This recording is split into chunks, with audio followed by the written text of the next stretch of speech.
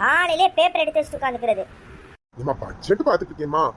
ஆமா, அப்படியே சேவிங்ஸ் பண்ணிட்டாலும் நம்ம டாக்ஸ் எல்லாம் கூட்டிட்டாங்கம்மா. ஏன் கம்மியா இருந்தப்ப மட்டும் அப்படியே சேர்த்து வச்சிட்டீங்களா? அப்போ இந்தாங்க டீ குடிச்சு தொலைங்க. நாளுக்கு நாள் மரியாதை கூடிட்டே போகுதுப்பா வீட்டுக்காருக்கு. இந்த அம்மா பிறந்த நேரம் பேப்பர்ல வருது, நம்ம இன்னைக்கு பேப்பர்ல வர பர்மிஷன் கொடுத்தேன்னா கடைசி இருக்கும்ல, அன்னைக்கு வேணா பேப்பர்ல போட்டுருவேன். ஆமா, எப்படா போய் சேர்வான்னு காத்துட்டு இருப்பாங்க. ஒன்னும் பேப்பர்ல எல்லாம் ஒன்னும் போட வேண்டாம், நீங்க எனக்கு போஸ்டரும் அடிக்க வேண்டாம். என்னம்மா இப்படி சொல்ற? நீ இல்லாம நான் எப்படிமா இருப்பேன்? இப்ப நீங்க தானே சொன்னீங்க. சும்மா வரி விளையாட்டுக்கு சொன்னேன். இதெல்லாம் விளையாட்டாக்கோ? நானும் ஒரு வீடு வாங்குங்கன்னு சொல்லிக்கிட்டே இருக்கேன். சொசைட்டில வெளியில தலைய காட்ட முடியல. அவ நீ நான் இங்க வீடு வாங்கிட்டேன்டி, நான் அந்த பிளாட் வாங்கிட்டேன்டி, நான் இந்த பிளாட் வாங்கிட்டேன்டி, நான் வில்லா வாங்கிட்டேன்டின்றா. நானும் வீட்டை ஒரு விளக்குமாறு கூட வாங்க முடியல. என்னைக்குதான் எனக்கு வீடு வாங்கி தர போறீங்க?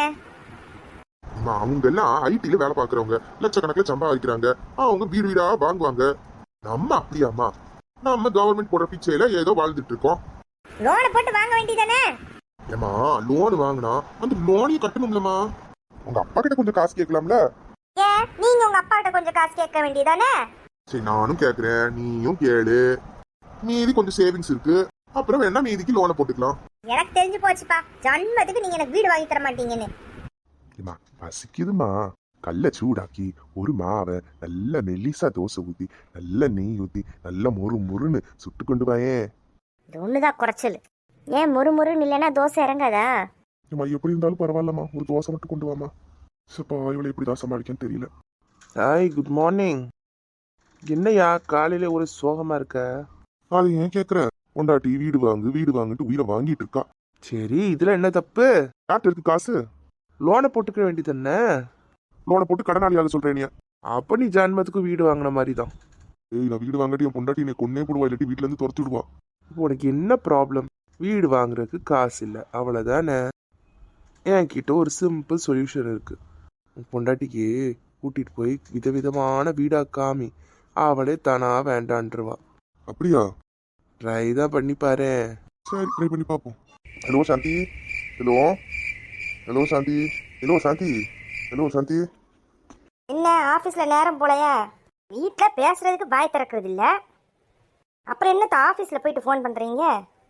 அது வந்து நீ வீடு வேணும்னு கேட்டல, அதை கொஞ்சம் யோசிச்சு பார்த்தேன். இன்னைக்கு சாயங்காலம் நீ ரெடியா இரு, நான் உன்னைய கூட்டிட்டு போறேன்னு. எங்க கூட்டிட்டு போறீங்க? வீடு பார்க்கதாமா. கூட்டிட்டு போங்க, அப்புறம் பாப்போம்.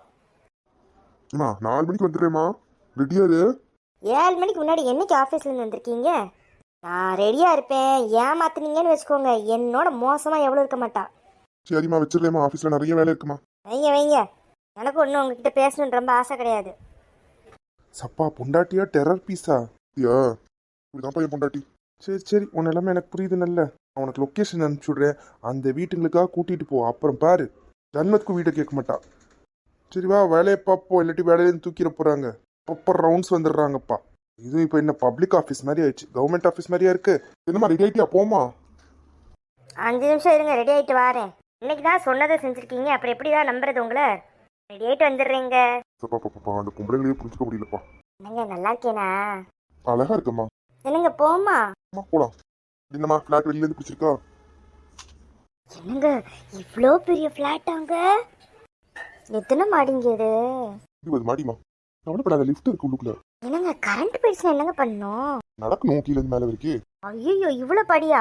என்னாலலாம் ஏற முடியாதுங்க. சரி, இதோட ரேட் எவ்வளோன்னு சொல்லுங்க. 2.5 கோடிமா. என்னது 2.5 கோடியா? ஆமாம்மா, நீ தானே வாங்கணும்னு. ஐயோ வேண்டாங்க, வாங்க போவோம். இவ்வளோ ரூபாய்க்கு எப்படிங்க வாங்க முடியும்? இதான லோன் போட சொன்ன. இல்ல அழகான வீடு வேணும்னா இப்படிதான் இருக்கு ரேஞ்சு. இவா அடுத்த வீட்டு கூட்டிட்டு போறேன். வாங்க. என்னங்க அந்த வீடு இப்படிதான் இருக்குங்க? இல்ல இதோட கொஞ்சம் பரவாயில்லாம இருக்கும். என்னங்க இந்த வீடு எனக்கு ரொம்ப ரொம்ப ரொம்ப பிடிச்சிருக்குங்க. இது வீடு கிடையாது, இது வில்லா. அப்படியாங்க? இது வாங்கிடலாங்க. இதோட விலை வெறும் 5 crores மட்டும்தான். என்னது? 5 crores only. என்னங்க எல்லாம் இவ்வளோ காஸ்ட்லி வீட்டுக்காக கூட்டிட்டு வந்திருக்கீங்க? இதான நல்ல வீடா வேணும், அழகான வீடா வேணும்னு கேக்குற. இதுக்கெல்லாம் எப்படிங்க நம்ம இஎம்ஐ எல்லாம் கட்ட முடியும்? அப்பாவும் நானும் சேர்ந்து கட்டினாலே கட்ட முடியாது. சரி வாங்க போவோம். இப்படி ஆசை காமிக்கிறீங்களே. மட்டுமா ஆசையா இருக்கு? எனக்கும் தான் ஆசையா இருக்கு. ஆனா என்ன பண்ண, நமக்கு எவ்வளவு தகுதி இருக்கோ அவ்வளவு தானே வாங்க முடியும். சரி நம்ம ரேஞ்சுக்குள்ள வீடியாச்சும் காமிங்க. எல்லா வீடுமே 1 கோடிக்கு மேல தான் ஆரம்பிக்குது நம்ம ஏரியால. அப்போ பேப்பரில் போடுறாங்கங்க 35 40ன்ட்டுலாம். அது வந்து ரொம்ப தூரமா வேலை செய்யறேன். நம்ம ஊர்ல உனக்கு அழகான ஒரு 10 லட்சத்துக்கு ஒரு வீடு கட்டித்தாரு. அதான் என்னால முடிஞ்சது. அது நீங்கள் போய் இருங்க. எனக்கு வீடு வேணும், அதுவும் சென்னையில் தான் வேணும். டிகாட்டில் போய் யார் இருப்பா? இவ்வளவு வச்சுட்டு பெரிய பாடா இருக்குப்பா. இன்னைக்கு அவ்வளவுதாம்மா. நாளைக்கு வேற வீட்டுக்கு கூட்டிட்டு போறேன். சரி சரி வாங்க போங்க. நானும் ரொம்ப டயர்ட் ஆயிட்டேன். ஃப்ரெண்ட்ஸ், மறக்காம லைக் பண்ணுங்க, ஷேர் பண்ணுங்க, கமெண்ட் பண்ணுங்க, சப்ஸ்கிரைப் பண்ண மறந்துடாதீங்க. உங்களுக்கு வீடு வாங்கணும்னு ஆசையா?